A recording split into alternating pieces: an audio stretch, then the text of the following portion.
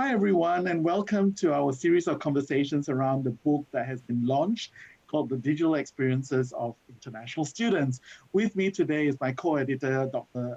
Associate Professor Catherine Gomez from RMIT University. And of course, joining us at the moment is Adjunct Associate Professor Hilary Hughes from QUT in Queensland in Australia. QUT is Queensland University of Technology, one of the universities that is a leader in providing international education here in Australia. And of course, Hilary, as you would know, is one of the co-authors and one of a chapter in our book. Hilary, thanks for joining us. Well, thanks very much, Shanton. It's a pleasure, and I would like to congratulate you and Kat, and indeed all the authors, on an excellent piece of scholarship. I think the book is very timely. It's going to be very useful to a wide range of people, who are concerned with the education of international students. It's a bit of a labor of love, isn't it? Because once you've written your own chapter and you start to read other people's chapter, you start to see the passion coming through. Yes, absolutely. And I think that's one of the great things. And I think also the thing I liked about the book is the fact that you do have a truly international team of people who've been writing for the book, so that, we've got these different perspectives. But as you say, the passion comes through. I don't think it matters where you are in the world as an international educator. I think, we do share those kinds of common values about, being inclusive and respecting diversity. Fantastic. So tell us a little bit about the chapter that you wrote specifically for this book. Okay, well, my chapter is called Connected Transitioning Communities for International Students via Social Media. And it offers a conceptually based framework for supporting international student transition to living and learning at the host university. So it isn't specific, say, to Australia. I mean, it could be in any country where international students are welcomed. So the framework builds on a holistic understanding of transition as a continuing experience for international students. So it's one where it's not just coming to the university, but it's that experience of your whole life cycle going through the university, and then, of course, transitioning beyond to life after university as an international student. And I think the benefit of using social media is the fact that it really enables you to establish and maintain very rich connections, which of course can go with you long after you've actually been at university, but you can start building them up before you ever get there. So it means you've already got that kind of social basis. International students can be using social media, for example, to make friends before they come, for connecting with academics, counsellors, the library, whoever it is they think is going to be able to help them. And then by the time they arrive at their host university, hopefully there's a sense, well, already we have a little bit of an understanding of who we're going to be with, what we're going to be doing, where we're going. So that's why I think that social media are particularly helpful.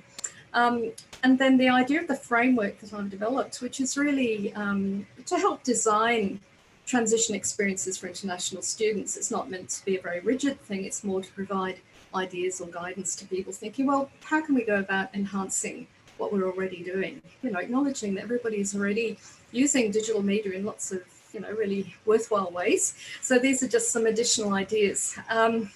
And I've been particularly interested as an online educator in the idea and the theory of connected learning, which is being developed by Mimi Ito and colleagues in the United States. The reason I think it's particularly helpful is because it's all about establishing relationships between learners. So very much it's a peer-supported approach and based on shared interests. So it's very hard sometimes, I think, for an international student to arrive in the host university, suddenly find themselves put in a classroom with a lot of other people who, initially they'll look around the room. I mean, you and I have had the same feelings. I'm sure you go to a conference, you think, oh my goodness, I don't know any of these people and they all look much cleverer than I am. What am I going to do? So the idea is that if you can help people start establishing connections with people with shared interests, and that doesn't necessarily have to be academic. I mean, it can be that you enjoy football, you enjoy music, whatever it is, that you develop these interests, and from those interests, then you can start developing more academic kinds of connections as well.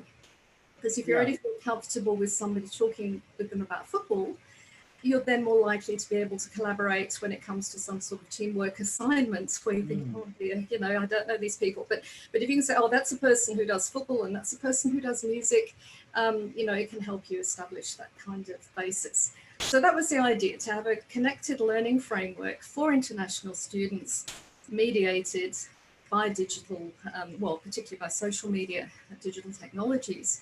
And again, because, you know, social media, things that most students are already very familiar with, very comfortable with.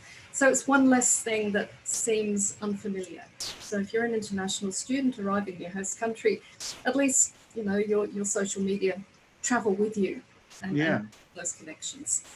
So one sorry. I think that's great. I mean, that gives us an insight into what to look out for in your chapter. I think one of the questions that both Kat and I have been challenged on numerous occasions is why are we writing this book about international students when, you know, really all students are going through digital experiences? What is so different about international students that it warrants us focusing on international students? Do you have any thoughts on that? Well, actually, I do, and again, it comes back to my whole, you know, philosophy about learning and teaching.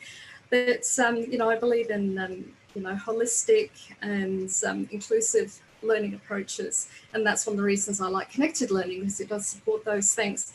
But also, I believe that in some ways, I'd like to do away with the labels and not be thinking in terms of these are international students, these are domestic students. Because, you know, in most countries where we welcome international students, the populations are already culturally very diverse. I mean, you know, if you look at the Australian population, the United States, Great Britain, the international students, when they're just generally out in the community, are barely noticeable in amongst the, you know, the wider population, if you like. It's only once we put them in the university and suddenly we put these labels on them. And in some ways, I think it can be alienating. I think it's really important that we recognize the fact that, you know, from all the research that's out there, we do know, and from our own experience, that, you know, moving to a new place, whether it's in a new country or a new state within a country, you know, we can be feeling very challenged by not knowing people, maybe the surroundings are unfamiliar, there are strange practices, social practices going on that might not be familiar to us. But at the bottom of all of this, all students are human beings. They're all individuals with their own interests, their own experiences, their own strengths, and their own needs. And so in some respects, I sort of feel that what we're doing, thinking particularly about international students, means it's really focusing us on cultural diversity and what that means, learning to respect that, but also to embrace it and to see what opportunities there is in working in this culturally diverse environment. So that then when we start thinking in terms of developing whatever it is with international students in mind, whether it's pedagogy, whether it's library services, whatever it is, I think we're actually, because we're thinking in that culturally diverse way, we're actually enhancing opportunities and environments for all students. So fantastic. In a way, it's a kind of a, you know, it's like a microcosm, and then you can expand it out wider across the student population. Yes, and you mentioned earlier on that even before the students come as international students, they bring with them their own social media practices and their own social media platforms that may look quite different as well, and how to integrate that into the conversation, even with our domestic students, to enrich the opportunities even for our domestic students. I think that's very true, isn't it? Because it does then truly become a shared learning experience, and you're opening up, you know, for domestic students, you are opening up the world to them as well. And for them to understand that just because they're familiar with Facebook and Instagram, that won't be necessarily true for other international students who are coming from countries perhaps where some of those programs are not available for whatever reason.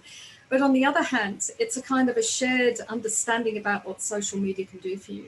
And so you can then apply the principles to different platforms. Once you've got the kind of the way of thinking and doing, you can then apply the principles.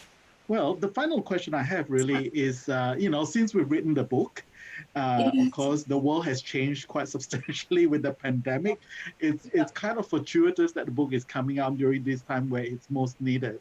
But we actually started writing the book before we even knew there was going to be a pandemic.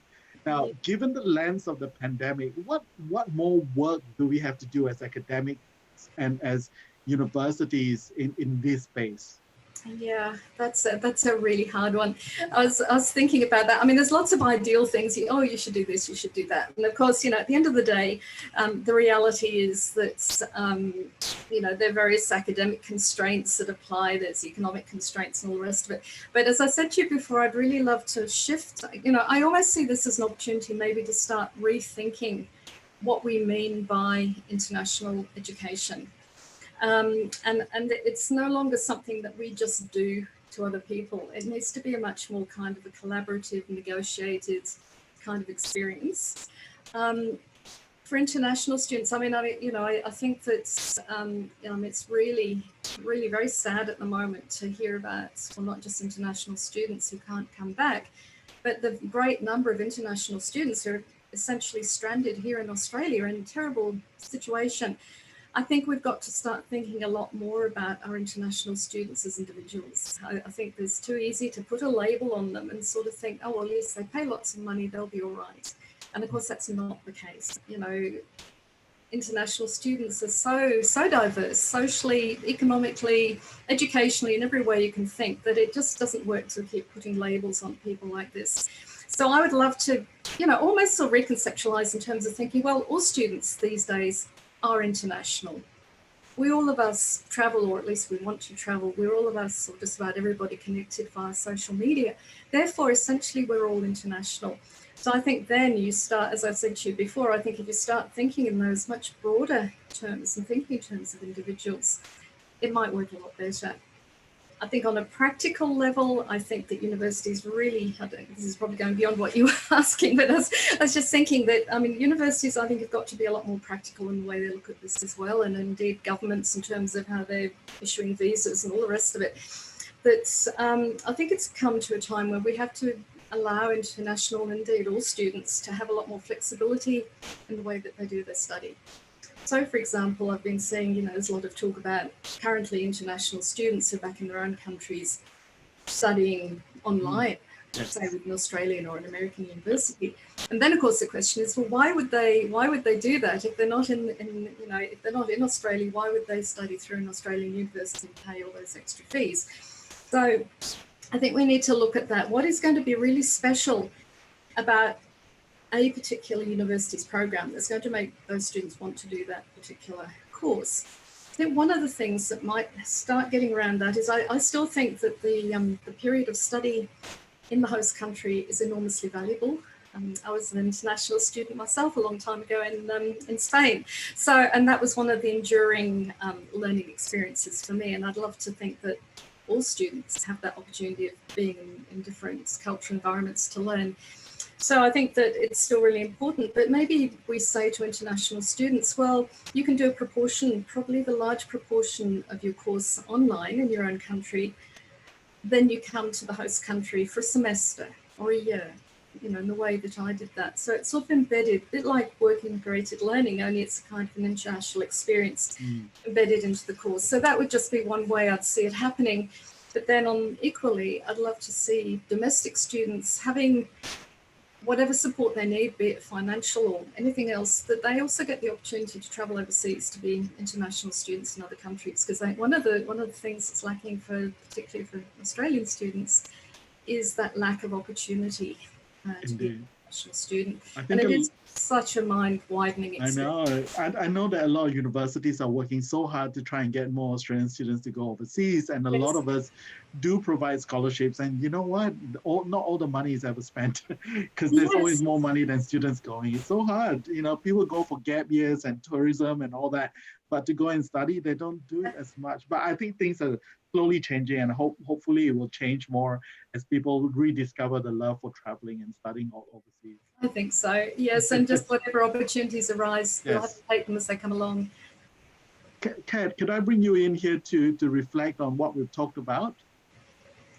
When Hilary, you brought up some really fascinating points, and everything that you've been saying actually links from the beginning to end. One of the things that struck me about what you were talking about was this idea of transition, and this idea of transition is now very much part of the way that we conduct education business, the way that we study, the way that we then negotiate even COVID, because it is about a transition, isn't it?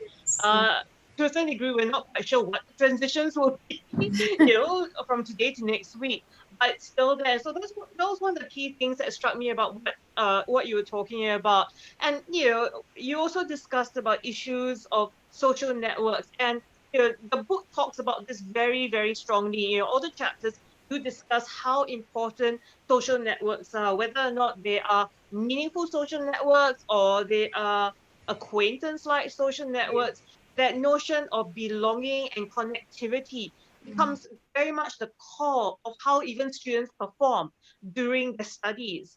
There's so much of research out there that talks about the significance of friendship groups as part of health and well-being, right? Especially mental health and well-being of international students. But it's not just that, isn't it? It's about even the networks that you make will then help you transition to the working environment.